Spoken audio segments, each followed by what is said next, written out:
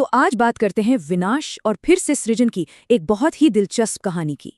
कहानी शुरू होती है महाप्रलय के बाद, जब पूरी दुनिया पानी में डूब चुकी थी। सब कुछ खत्म हो चुका था, सिवाय एक नाव के जिसमें मानवता की आखिरी उम्मीद बची थी। इस नाव में थे मनु, और उन्हें रास्ता दिखा रही थी एक मछली, विष्णु का ही एक अवतार। पानी शांत हुआ और फिर एक दिव्य आवाज गूंजी जो एक बड़े बदलाव का संकेत थी। तभी पानी पर रोशनी के 7 बिंदु दिखे, जो धीरे धीरे 7 दिव्य आकृतियों में बदल गए। ये थे सप्त ऋषि। इन्हीं ऋषियों के पास पुरानी दुनिया की यादें थीं और नई दुनिया बनाने की शक्ति भी।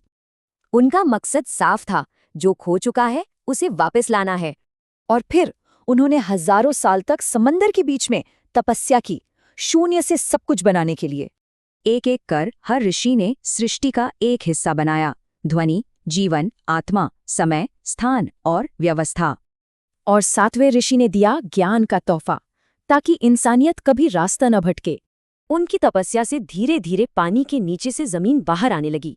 पहाड़, मैदान, नदियां, सब कुछ। मानो पृथ्वी ने एक बार फिर से सांस ली हो, जीवन वापस आ गया था। दुनिया तो बन गई, पर अब ब्रह्मा जी ने पूछा, इसे चलाएगा कौन? तभी पहले इंसान मनु आगे आए। उन्होंने ये जिम्मेदारी स्वीकार की। फिर ऋषियों ने मनु को शासन करना, समाज बनाना और कर्म का नियम सिखाया। तब ब्रह्मा ने कहा, मनु से इंसानियत बढ़ेगी और सप्त ऋषि आसमान से राह दिखाएंगे। उस रात वो 7 ऋषि आसमान में चले गए और 7 तारों का एक नक्षत्र बन गए। आज हम इसी नक्षत्र को सप्तऋषि मंडल या बिग डिपर कहते हैं। उनकी कहानी यही बताती है कि जब सब खत्म लगे तब भी नई शुरुआत हो सकती है। तो ये कहानी सिर्फ एक बाढ़ की नहीं है, ये कहानी है हर अंत के बाद एक नई शुरुआत की, उम्मीद की।